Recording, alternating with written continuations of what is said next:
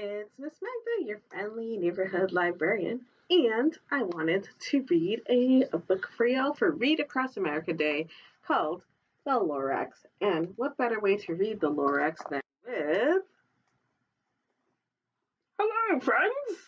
Hi, Mr. Lorax. How you doing? I'm just fine. I heard you reading my book. Yes, and I think I'm looking forward to reading it with you. Yay! Okay, so The Lorax by Dr. Seuss, published by Random House in New York. At the far end of town, where the grickle grass grows, and the wind smells sour and sour when it blows, no birds ever sing, excepting old crows, is the street of the lifted Lorax. Thank you for being a good helper, Mr. Lorax.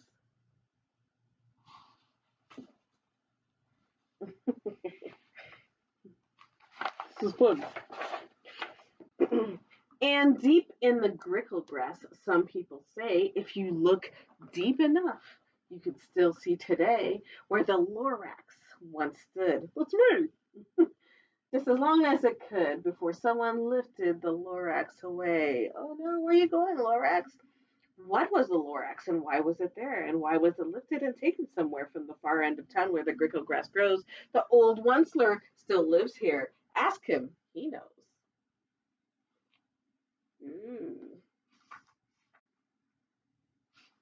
So wait, are you the Lorax or are you the Onceler? Mm. You won't see the Onceler. Don't knock at his door. He stays in his lurkum on top of his store. He lurks in his lurkum cold under the roof, where he makes his own clothes out of muffered moof.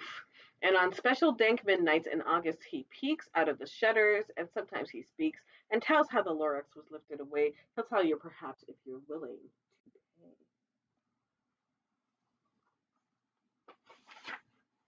On the end of a rope, he lets down a tin pail. You have to toss in 15 cents and a nail. The shell of a great great great grandfather snail.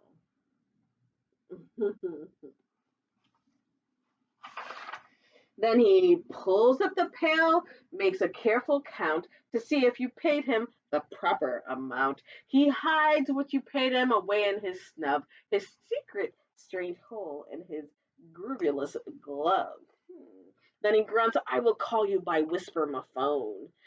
For the secrets I tell you are for your ears alone.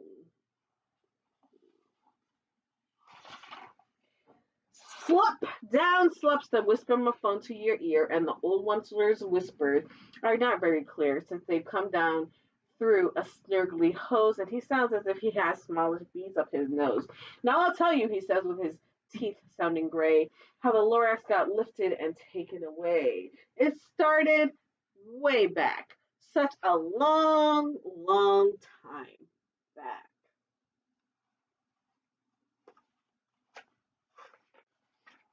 Way back in the days when the grass was still green and the pond was still wet and the clouds were still clean and the songs of the swoomy swans rang out in space. One morning I came to this glorious place and I saw the trees, the truffle of trees, bright colored tufts of the truffle of trees, mile after mile in the fresh morning breeze.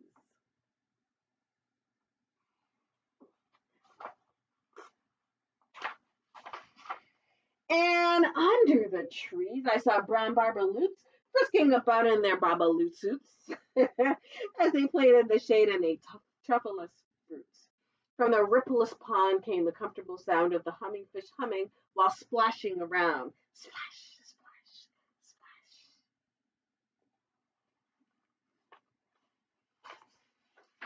But those trees, those truffula trees, all my life I'd been searching for trees such as these. The touch of their tufts were much softer than silk, and they had the sweet smell of fresh butterfly milk. I felt a great leaping of joy in my heart. I knew just what to do. I unloaded my cart.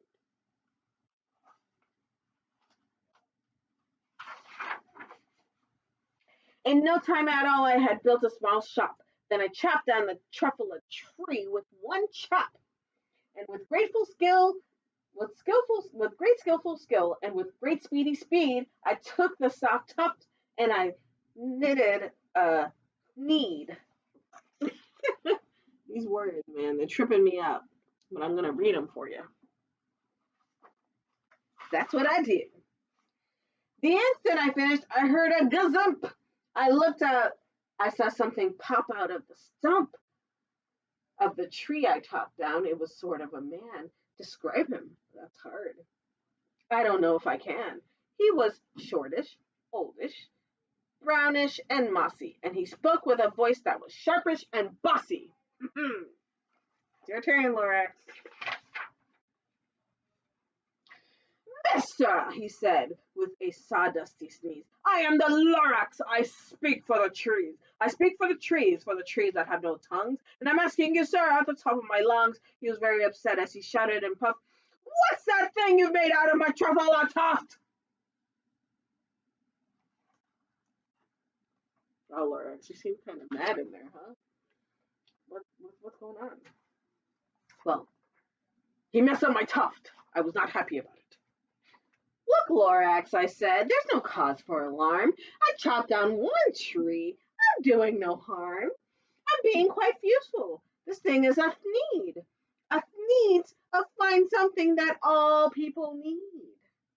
It's a shirt, it's a sock, it's a glove, it's a hat, but it has other uses, yes, far beyond that. You can use it for carpets, for pillows, for sheets, or curtains, or covers, for bicycle seats. Sir, the Lorax said, Sir, you are crazy with greed. There is no one on earth who would buy that fool's need. You guys can see, Lorax is very, very mad. Right? Yes, very, very angry. But the very next minute, I proved he was wrong, for just at that minute, a chap came along and he thought that the need I had knitted was great. He happily bought it for $3.98. I laughed at the Lorax. You poor stupid guy. You can never tell what some people will buy. Oh, Lorax, you're so out of touch. I repeat, cried the Lorax, I speak for the trees. I'm busy, I told him. Shut up, if you please. I rushed across the room and in no time at all built a radio phone. I put in a quick call. I called on my brothers and uncles and aunts and I said, listen here. Here's a wonderful chance for the whole One Split family to get mighty rich. Get over here fast. Take the road to North Niche. Turn left at Weehawken. Sharp right at South Stitch. Wow. A battle is coming. And in no time at all, in the factory I built, the whole Once-Thor family was working full tilt. We were knitting needs, just as busy as bees, and as to the sound of the chopping of truffle trees. No! No! Okay, Laura, look, the book is continuing. The poor trees, the truffle trees, the trees.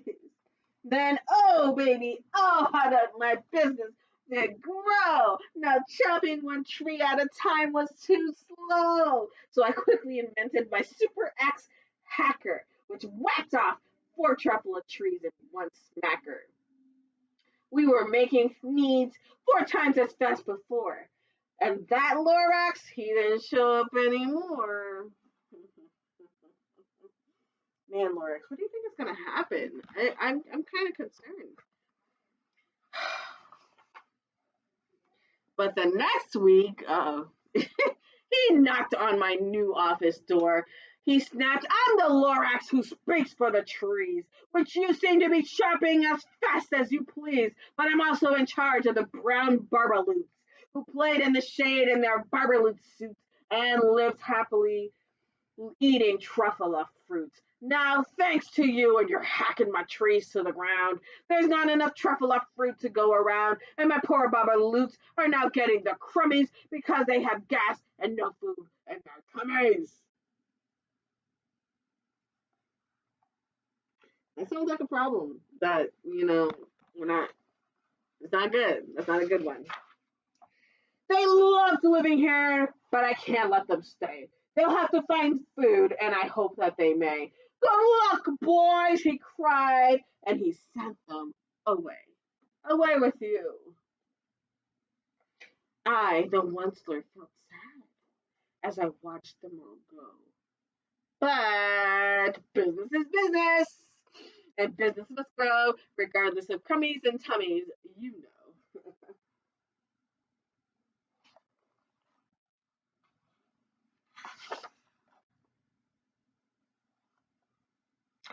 I meant no harm, I most truly did not, but I had to go bigger, so bigger I got. I biggered my factory, I biggered my roads, I biggered my wagons, I biggered the loads of the thieves I sniffed out. I was shipping them forth to the south, to the east, to the west, to the north. I went right on biggering, selling more needs, and I biggered my money, which everyone needs.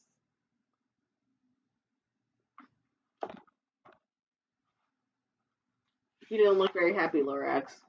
I most certainly am not. Then again he came back. I was fixing some pipes when that old nuisance Lorax came back with more grapes. I am the Lorax! He coughed and he whiffed. He snuffled, he snargled, he sniffed. Onceler, he cried with a cruffless croak. Onceler, you're making so smuggle of smoke. My poor swoomy swans. Why, they can't sing a note. I know I can sing who has smog in his throat. Mm.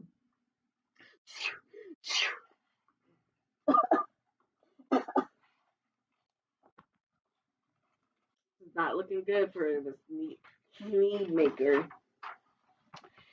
And so, said the Lorax, please pardon my cough. They cannot live here, so I'm sending them off. Where will they go? I don't hopefully know. They may have to fly for a month or a year to escape from the smog you've swagged up around here. The Lorax is not happy. Not one bit. What's more, snapped the Lorax, his dander was up. Let me say a few words about gloopity glop. Your machinery chugs on day and night without stop making gloppity glop. Also sloppity slop. And what do you do with all this leftover goo? I'll show you, you dirty old onceler man, you. Yeah, Lorax is not happy. You're glumping the pond where the humming fish hummed. No more can they hum, for their gills are all gummed. So I'm sending them off. Oh, their future is dreary. They'll walk on their fins and get woefully weary in search of some water that isn't so smeary. Now they're messing with the fish. I mean, come on, y'all. You can't have that. These humming fish can't hum. And then I got mad. I got terribly mad. I yelled at the Lorax, no, listen here, Dad. All you do is yap yap and say bad, bad, bad, bad. Well, I have my rights, sir, and I'm telling you, I intend to go on doing just what I do. And for your information, Lorax, I'm figuring on biggering and biggering and biggering and biggering, turning more truffula trees into needs, which everyone, everyone needs.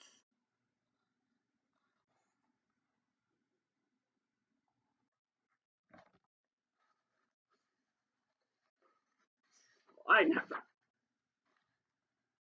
And at that very moment, we heard a loud whack. From outside in the fields came a sickening smack of an axe on a tree. Then we heard a tree fall, the very last truffula tree of them all.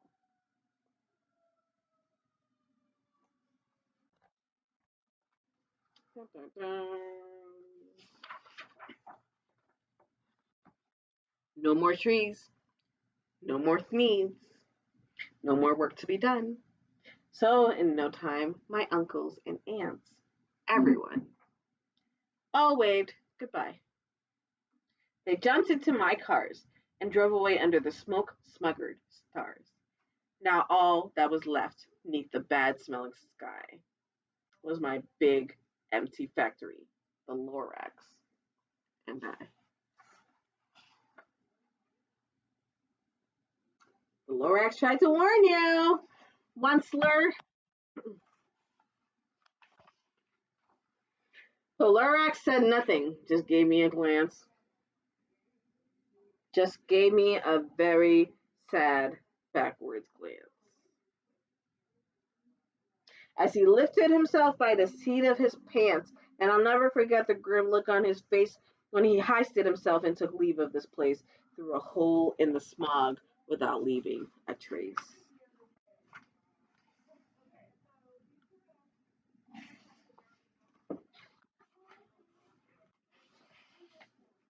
And all that the Lorax left here in this mess was a small pile of rocks with one word: unless. Whatever that meant, well, I just couldn't guess. That was long, long ago. But each day since that day, I've sat here and worried away. Through the years, while my buildings have fallen apart, I've worried about it with all of my heart. What do you guys think unless means?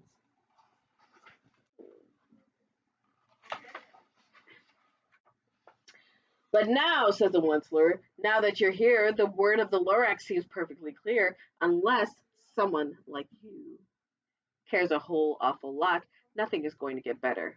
It's not.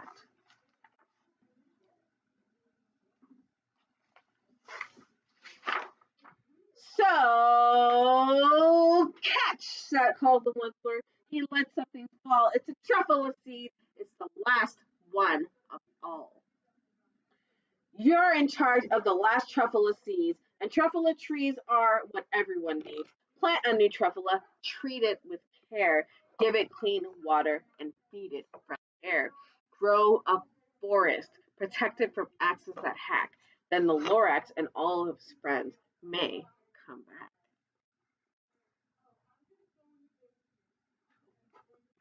All these people were uprooted, and that's it. So we don't know what happened, right? But we're gonna just believe that the Lorax did come back, right? Oh, most definitely. That's my home. Well, thank you so much, Lorax, for helping us read The Lorax by Dr. Seuss.